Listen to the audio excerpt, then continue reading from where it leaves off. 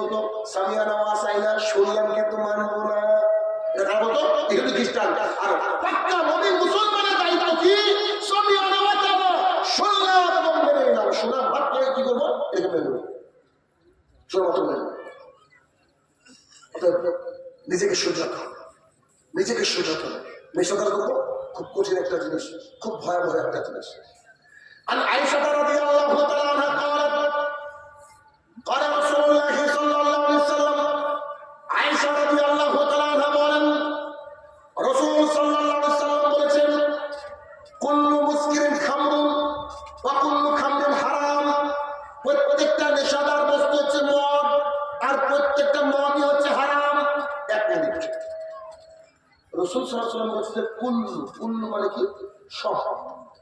তো প্রত্যেকটা নেশাদার বস্তু যদি মদ হয় আর প্রত্যেকটা মদ যদি হারাম হয়, আপনারা বলেন তো, যদি জর্দা মানুষের ক্ষতি করে, নেশা করে, যদি বিড়ি মানুষের ক্ষতি করে, যদি হেরোইন মানুষের ক্ষতি করে, যদি ওই যে ট্যাবলেট মানুষের ক্ষতি করে, যদি ওই এক ধরনের ইঞ্জেকশনও নেশা হচ্ছে আজকাল, তাই না? একটা ইঞ্জেকশন রয়েছে, নেশা হয়। যদি ইঞ্জেকশন যদি নেশা হয়, এটা যদি মানুষের ক্ষতি করে, এইগুলাকে কি আল্লাহ রাসূল বাদ দিয়েছেন?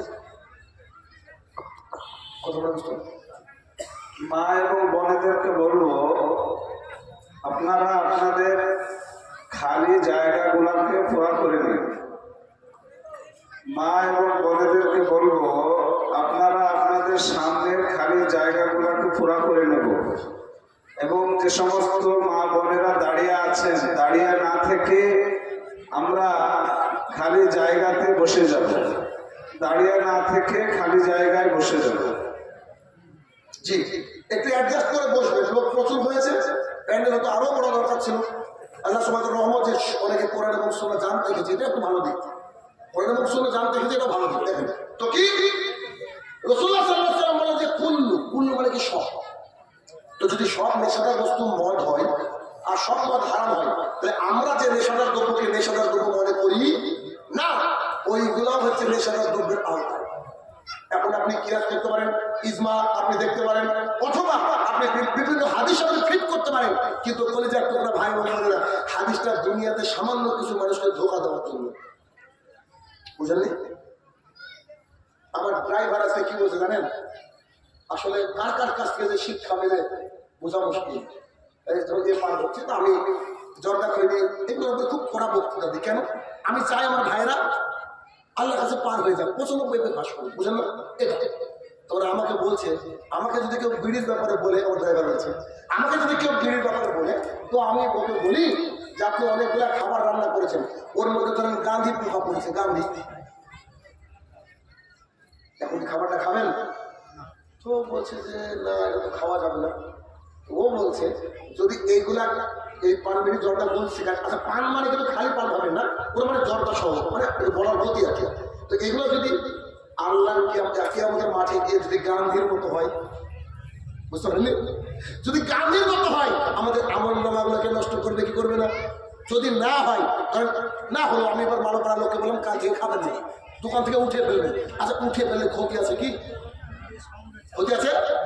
কিয়ামতের মাঠে গিয়ে আপনাকে আমাকে আল্লাহ সরাব দেবেন, সরাব আলাদা। কিন্তু যদি আল্লাহ তাআলা বলে যে যারা খেয়েছো তারা ঢুকো জাহান্নামে, তখন আপনার হুজুরও ঠিক করে পালিয়ে যাবে, ঠিক আছে না? রসুন এবং পেঁয়াজ খেয়ে মুহাম্মদ সাল্লাল্লাহু আলাইহি ওয়াসাল্লাম মসজিদে ঢুকতে নিষেধ করেছেন। কেন বলেন তো? তার গন্ধ পায় ফেরেশতা কষ্ট পায়, মুসল্লি কষ্ট পায়। আচ্ছা রসুন এবং পেঁয়াজ কি হারাম?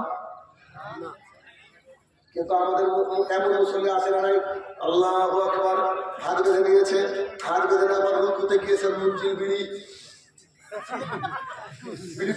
পয়সা মরে গেছে, আচ্ছা না, মঞ্জিল বিড়ি ছবি সব। আবার কি লেখা আছে? প্রতি টানে স্বর্গ যাবে না, কি যে লেখা থাকে। শোনেন, এর আগে সিগারেটের গায়ে লেখা থাকতো statutory warning, cigarette smoking injurious to health, সংবিধিবদ্ধ সতর্কীকরণ, সিগারেট খাওয়া স্বাস্থ্যের পক্ষে কি ক্ষতিকর। কোম্পানি দেখছে সব মানুষ চাষা হুট করে রাখে, কিছু বুঝতে পারে না। কোম্পানি কি করলো? কোম্পানি লিখেছে টোবাকো কজেস ক্যান্সার, তামাক ক্যান্সারের কারণ। তামাক কোম্পানি দিচ্ছেন না, তাও বুঝতে পারিনি। তখন কোম্পানি কি লিখেছে জানেন? কোম্পানি লিখেছে টোবাকো কিলস খাওয়ার পর। দেখেন, টোবাকো কিলস খেলে মরবি। এবং পান বিড়ি মানে জর্দা, খৈনি, গুটকা, এগুলা সিগারেট, এই প্যাকেটগুলো দেখেছেন?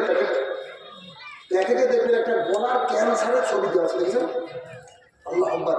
এই ছবি যদি খুব ভালো করে লক্ষ্য করেন আপনি, আমি গ্যারান্টি আপনি ওইদিন ভাত খেতে পারবেন, এত নোংরা, এত ভয়ানক ছবি।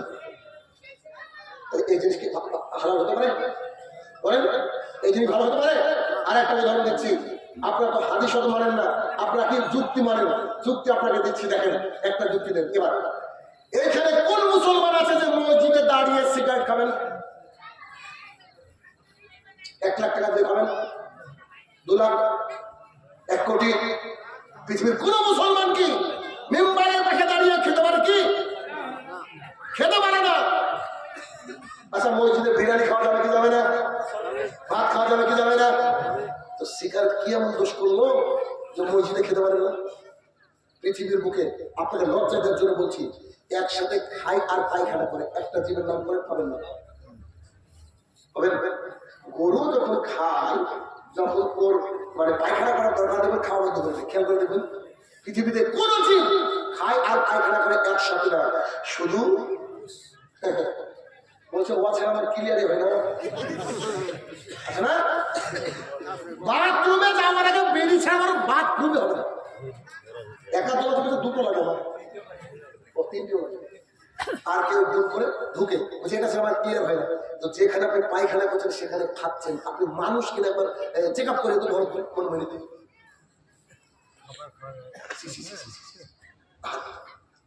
এটা কত বড় একটা খারাপ জিনিস যে বিড়িটা খাচ্ছেন সকালবেলা, একটু করে ফেলে দেবেন, কুকুরও খায় না, শুয়োরকে দেবেন সেও খায় না। তো কুকুর শুয়োরও খায় না, আমরা যদি খাই এতে কি খারাপ লাগবে না? নিশ্চিত খারাপ লাগবে। অতএব ভাইয়েরা, এটাকে ত্যাগ করতে হবে, এটাকে ত্যাগ করতে। কেন ত্যাগ করবেন? এর পেছনে কারণ কি দেখুন।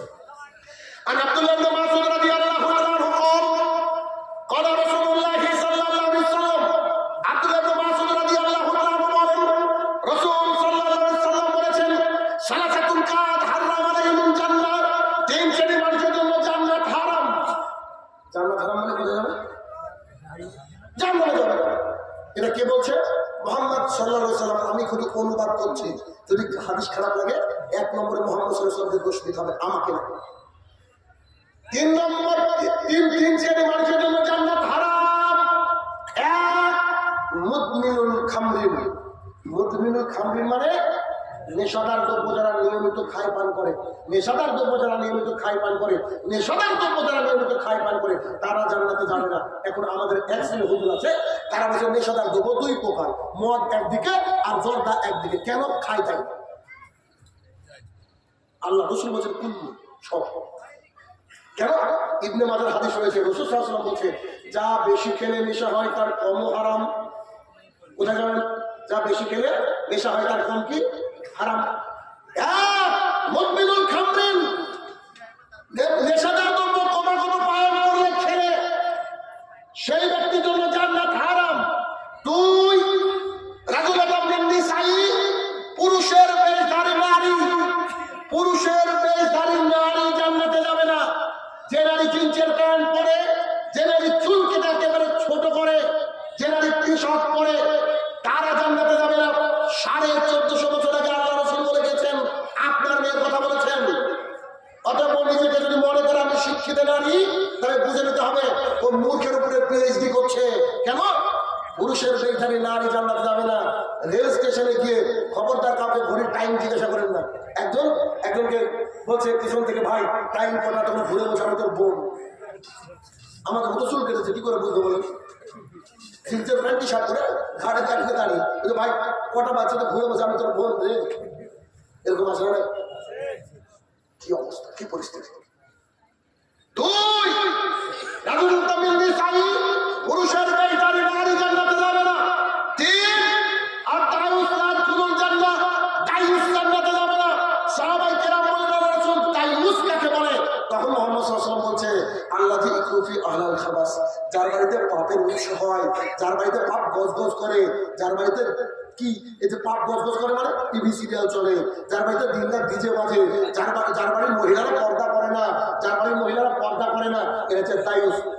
সাহেব, আমি যে হজ করে গেছি হাজি সাহেব, আমার বউ পর্দা করে না, আমিও কি জাহান্নামী? এই হাদিস শুনছে আপনিও জাহান্নামী। কেন? দায়ুস জান্নাতে যাবে না। দায়ুস কি? দায়ুস হচ্ছে আমি আমার মা বোনকে যদি কন্ট্রোল করতে না পারি, আমি দায়ুস, আমি দায়ী। পর্দা করা ফরজ, এটা সবাই জানে না। খোঁজ নিয়ে দেখেন এই গ্রামের হয়তো 90% মহিলা বোরকা পড়ে না। ও কি ভাবছে জান্নাত এমনি ওর মামুর বাড়ির আপনার নাকি ও বলে দিয়ে দেবে জান্নাত? অত সোজা? অসম্ভব। এই হাদিস কোথায় রাখবেন? এই হাদিস দেখেন। আবু হুরায়রা রাদিয়াল্লাহু তাআলা বলেন, রাসূল সাল্লাল্লাহু আলাইহি সাল্লাম বলেছেন, ক্রমাগত নেশাদার পানকারী মূর্তি পূজকের ন্যায়। চণ্ডীদাস মূর্তি পুজো করে জাহান্নামে যাবে, আর আপনি নেশাদার দ্রব্য পান করে জাহান্নামে যাবেন। কারণ ও মূর্তি পূজক, আপনি মূর্তি পূজক। আমি বলছি না, ইবনে মাজাহ হাদিস করে দেখে নেন, মুহাম্মদ সাল্লাল্লাহু আলাইহি ওয়াসাল্লাম বলছেন, যারা লাগাতার নেশাদার দ্রব্য পান করে তারা মূর্তি পূজকের নেই। মূর্তি পূজক মানে যারা মূর্তি পূজা করে। তো যারা মূর্তি পূজা করে তারা কি জান্নাতে যাবে? যাবে না। কেন? ওই যে আল্লাহ সুবহানাহু ওয়া তাআলা বলছেন, ইন্না দীনা ইনদাল্লাহিল ইসলাম। আমার কাছে একমাত্র ধর্ম কি? ইসলাম। ইসলাম ছাড়া কোনো ধর্ম নয়। 4000 ধর্মকে সব বাতিল। একমাত্র ইসলামিক যারা, মুসলমান যারা, ইমানদার যারা, তাদের জন্য জান্নাত, বাকিদের জন্য জাহান্নাম। একথা বলতে ভয় করলে হবে না। আল্লাহ বলে দিয়েছে, আল্লাহ বলে দিয়েছে। তাহলে কি? যারা ক্রমাগত নেশাদের দ্রব্য পান করে খায়, তারা মূর্তি পূজকের সমমূল্যবান পাবে। আনাস রাদিয়াল্লাহু তাআলা বলেন, রাসূল সাল্লাল্লাহু আলাইহি সাল্লামের জামানায় কোন ব্যক্তি যদি নেশাদার দ্রব্য পান করত, রাসূল সাল্লাল্লাহু আলাইহি সাল্লামের জামানায় কোন ব্যক্তি যদি নেশাদার দ্রব্য পান করত, রাসূল সাল্লাল্লাহু আলাইহি সাল্লামের জামানায় কোন ব্যক্তি যদি নেশাদার দ্রব্য পান করত, তো সেই ব্যক্তিকে আল্লাহ রাসূলের সামনে আনা হতো, তাকে 40 জুতোর বাড়ি মারা হতো, 40 বেতের বাড়ি মারা হতো, 40 জুতোর বাড়ি মারা হতো, অথবা 40 বেতের বাড়ি মারা হতো। 3 বার করে কেন বলছি? রাসূল সাল্লাল্লাহু আলাইহি ওয়াসাল্লাম গুরুত্বপূর্ণ কথা 3 বার করে বলতেন, আপনাদের অন্তরে গেঁথে যায়। তার মানে যেসব লোক এই খামারের সাথে যুক্ত, নেশাদার দ্রব্যের সাথে যুক্ত, তারা হচ্ছে জুতোর বাড়ি খাওয়ার লোক। কথা বুঝতে পারছি আমি? পরে হাদিস। আনাস ইবনে মালিক রাদিয়াল্লাহু তাআলা বলেন, ওমর ইবনে খাত্তাব রাদিয়াল্লাহু তাআলা জামানায় যারা অধিক নেশাদার দ্রব্য পান করত, আগের চেয়ে অধিক যারা নেশাদার দ্রব্য পান করত, তাদেরকে 80টা লাঠি মারা হতো, 80টা বেত্রাঘাত করা হতো। কেন? কেন? পেছনে কারণ কি? এর পেছনে কারণ কি? কারণ এটা হাদিসটা শুনে এখন কি নুমান ইবনে বাশির রাদিয়াল্লাহু তাআলা বলেন, এই হাদিস শোনার পর পৃথিবীর কেউ নাই যে ও কোনো জিনিসকে মাকরুহ করে, মাকরুহে তাহরিমি করে, জায়েজ করে, কোনো রাস্তায় নাই। দেখেন হাদিসটা শুনেন, একেবারে হুবহু আপনার সঙ্গে নকল করছি। দেখেন নুমান ইবনে বাশির রাদিয়াল্লাহু তাআলা বলেন, রাসূলুল্লাহ সাল্লাল্লাহু আলাইহি ওয়াসাল্লাম বলেছেন, হালাল স্পষ্ট, গরুর গোশত হালাল, এই বিষয়ে কারো সন্দেহ আছে? না। ছাগলের গোশত যে হালাল, এই বিষয়ে কোন প্রশ্ন করেছেন কোথাও? মুরগির গোশত যে হালাল, তাহলে সন্দেহ? তাহলে হালাল কি স্পষ্ট না ভাই? যেমন এখন রাত স্পষ্ট না, 3 আসবে, এটা স্পষ্ট না? গরুর গোশত কেউ সন্দেহ দিয়েছেন আপনি বলছেন এটা কি হালাল? এটা বলবেন গরুর গোশত কি হালাল? সুস্পষ্ট কি? হাদিস বোঝাচ্ছে, এক হালাল সুস্পষ্ট, হারাম সুস্পষ্ট। শুয়োরের গোশত হারাম, শুয়োরের গোশত হারাম না? সুস্পষ্ট কিনা? এবার খুব মনোযোগ সহকারে 1 মিনিট। হালাল সুস্পষ্ট, হারাম সুস্পষ্ট, মাঝে যা থাকে তা হচ্ছে সন্দেহ। কি কি সন্দেহ? 1 মিনিট, সন্দেহটাকে একটু ধরে নিন। পানগুলি, জর্দা, গুল, সিগারেট, সন্দেহ। 1 মিনিট। এবার মুহাম্মদ সাল্লাল্লাহু আলাইহি ওয়াসাল্লাম বলছেন, কোন ব্যক্তি যদি সন্দেহ থেকে দূরে থাকে, সে যেন তার ইজ্জত, ওই ব্যক্তি ইজ্জত এবং কালে ইসলামের পতাকাকে উপরের দিকে তোলে। পৃথিবীর কোন মুসলমান চাই যে ইসলামটা নিচে থাক? তাহলে আপনি যদি ইসলামকে ভালোবাসেন, তার জন্য ছেড়ে দিন আল্লাহর রাস্তায়।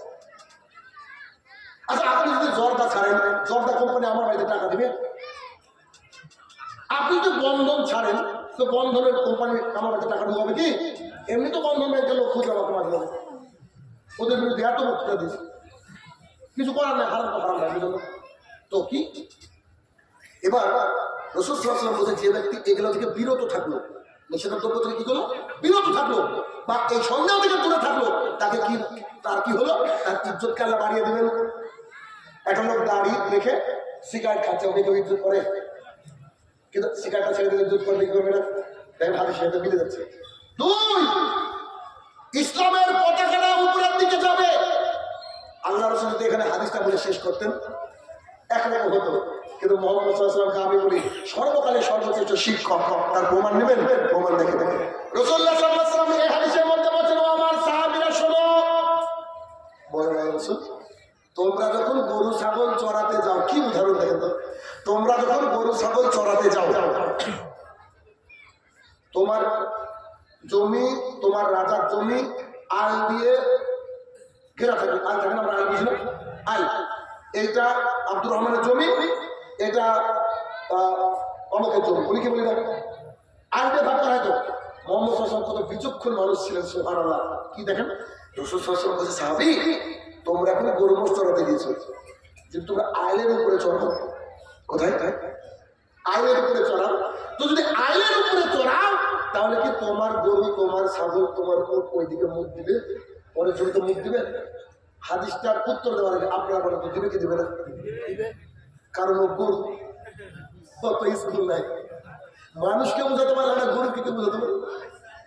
রাসূলুল্লাহ সাল্লাল্লাহু আলাইহি ওয়াসাল্লাম এই প্রশ্ন করে ছড়ে গেছে, সাহাবায়ে কেরাম বলছে বেশক অবশ্যই দিবে। তখন মুহাম্মদ সাল্লাল্লাহু আলাইহি ওয়াসাল্লাম সন্দেহটা হারাম, খালি না, বুঝে, যার সন্দেহটা হারাম, যার সন্দেহটা হারাম, যার সন্দেহটা হারাম, কি দিয়ে বুঝাবো আপনাকে আমি, সন্দেহ হারাম। মুহাম্মদ সাল্লাল্লাহু আলাইহি ওয়াসাল্লাম আমি বলি। আনাস ইবনে মালিক রাদিয়াল্লাহু তাআলা বলেন, রাসূল সাল্লাল্লাহু আলাইহি ওয়াসাল্লাম একদিন হেঁটে যাচ্ছিলেন রাস্তা দিয়ে, এক টুকরো খেজুর পেলেন, খেজুর পেয়ে বলছে, আনাস, যে আল্লাহ রাসূল বলেন, এই যে আমি খেজুর পেয়েছি গো, আমার ইচ্ছা হচ্ছে খেজুরটা খাবো, কিন্তু আমার মনে হচ্ছে না মানে সাদকার মাল হবে। নবী রাসূলের জন্য সাদকা করা যায় না, সাদকার মাল হবে, সাদাকার মাল হবে। তো সাদাকার মাল যে হবে, এটা হতে পারে, এটা হতে পারে, আচ্ছা এটা কি সাদাকারি মাল হতে পারে, সন্দেহ, কেউ তো বাগান থেকে খেজুর দিকে পড়তে পারে। মুহাম্মদ সাল্লাল্লাহু আলাইহি ওয়াসাল্লাম বলছে, আনাস, আমার খুব খেতে ইচ্ছা হচ্ছিল, কিন্তু এটা সাদাকার মাল হবে বলে আমি ত্যাগ করলাম। এই হাদিসও প্রমাণ দেয় যে তার সন্দেহ, তার থেকে কি করতে হবে। আপনি যে 40 করেন না, কেউ মারা যাওয়ার পর 40 করেন, কতদিন পর খেতে দেন অমুক তমুক, এগুলোতে আমি যাই না, আমরা অনেকে যাই না, এর পেছনে কারণ কি জানেন, এগুলো হচ্ছে সাদাকা, দেখবেন হুজুরও বলে সাদাকা বলে, কি বলে না, আর সাদাকা খাবে হচ্ছে ভিখারি মিসকিন। আর আমাদের সমাজে কি প্রচলিত আছে, তেল মাথায় তেল দেওয়া, ডাক্তার মাস্টার কি সবাই যে খাচ্ছে সব এরা মিসকিন নাকি, এরা ভিখারি নাকি? অতএব ওই জাতীয় ভাই বোনেরা বলছিলাম যে মুহাম্মদ সাল্লাল্লাহু আলাইহি ওয়াসাল্লাম যার সন্দেহ, তার থেকে কি করেছে, দূরে থাকতে বলেছে, তার থেকে দূরে থাকতে বলেছে। এর থেকে আমাদেরকে দূরে থাকতে হবে। একেবারে স্পষ্ট হাদিস দিয়ে আপনাকে আমি বোঝানোর চেষ্টা করলাম যেগুলো কি, এর থেকে দূরে থাকতে হবে। এবার হাদিস, রাসূলুল্লাহ সাল্লাল্লাহু আলাইহি ওয়াসাল্লাম বলেন, এই হাদিসটা অনেকজন বর্ণনা করেছে, জাবের রাদিয়াল্লাহু আনহু একটা বর্ণনা করেছে, আর অন্যান্য সাহাবী বর্ণনা করেছে, আব্দুল্লাহ ইবনে উমর রাদিয়াল্লাহু আনহু বর্ণনা করেছে, নানান সাহাবী বর্ণনা করেছে। তো রাসূলুল্লাহ সাল্লাল্লাহু আলাইহি ওয়াসাল্লাম বলেন, কোন ব্যক্তি যদি নেশাদার দ্রব্য পান করে, নেশাদার দ্রব্য কি কি, এটা তো বুঝছেন এখন, বুঝছেন না, কোন ব্যক্তি যদি নেশাদার দ্রব্য পান করে, তো সেই ব্যক্তি যদি এই অবস্থায় মারা যেত, জাহান্নাম, ইবনে মাজার হাদিস, এই অবস্থায় মারা গেলে জাহান্নাম, এই ব্যক্তির 40 দিন নামাজ কবুল হবে না। কি হবে না? ওর 40 দিন নামাজ কবুল হবে না। আর ও নেশা খেয়ে মসজিদে গেছে, কোন ওর হিসাব দেখে নেবেন। আল্লাহ রাসূল সাল্লাল্লাহু আলাইহি ওয়াসাল্লাম এই বাক্য হুবহু বলছে, কি বলছে, যে কোনো ব্যক্তি যদি নেশাদার দ্রব্য পান করে, তো এই অবস্থায় মারা গেলে কি হবে, জাহান্নাম। এখন থেকে 40 দিন কি হবে বলেন, নামাজ কবুল হবে না, নামাজ কবুল হবে না। 3 নম্বরে বলছেন, ওই ব্যক্তি যদি তওবা করে আল্লাহর কাছে, আল্লাহ তওবাকারীকে ভালোবাসেন। আমার আল্লাহ কত হবে, কত তওবাকারীকে আল্লাহ তাআলা কি করেন, ভালোবাসেন। আপনি যদি নেশার সাথে যুক্ত থাকেন, আজকে প্যান্ডেল তলা বসে তওবা করেন, আল্লাহ তাআলা আপনাকে পেছনে ঘুরে ক্ষমা করবেন, অসুবিধা কি? করা যায় না তোমার? নিশ্চয় করা যায়। এবার দেখেন মোহাম্মদ সাল্লাল্লাহু আলাইহি ওয়াসাল্লাম বলছে, সেই ব্যক্তি কিছুদিন পর আবার নেশাদার দ্রব্য পান করলো, আবার খেয়েছে, আবার পান করেছে। রাসূলুল্লাহ সাল্লাল্লাহু আলাইহি ওয়াসাল্লাম বলছেন এখন মারা গেলে জাহান্নাম, এখন থেকে আবার 40 দিন কি হবে না? নামাজ কবুল হবে। আবার 40 দিন নামাজ কবুল হবে না। এই ব্যক্তি যদি আবার আল্লাহর কাছে তওবা করে, আল্লাহ তওবাকারীকে ভালোবাসে। ওই ব্যক্তি আবার কিছুদিন পর আবার টান মারলো, ধরেন চুমুক দিয়ে দিল নেশাদার দ্রব্যতে। রাসূল সাল্লাল্লাহু আলাইহি ওয়াসাল্লাম বলছেন এখন মারা গেলে জাহান্নাম, এখন থেকে 40 দিন ইবাদত কবুল হবে না। তওবা করলে আল্লাহ তওবাকারীকে ভালোবাসে। ওই ব্যক্তি আবার খেয়েছে। এবার মুহাম্মদ সাল্লাল্লাহু আলাইহি ওয়াসাল্লাম কি বলছে শুনেন, ও দুনিয়াবাসী শুনে নাও, যারা এইভাবে বারবার করার পরেও আবার নেশাদার দ্রব্য পান করবে, আল্লাহ তাআলা প্রতিজ্ঞাবদ্ধ সেই ব্যক্তিকে রাদাগাতুল খাবার পান করাবে। রাদাগাতুল খাবার কি এটা জানতে হবে।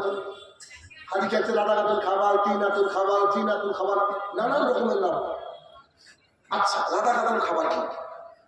আমি যখন আপনাদের এখানে আসলাম, প্রথমে আপনারা আমাকে কি দিয়েছিলেন? পানি। ওয়েলকাম ড্রিঙ্ক বলে না, গরমের সময় এখানে জুস দেয় কি দেয় না? তাই না?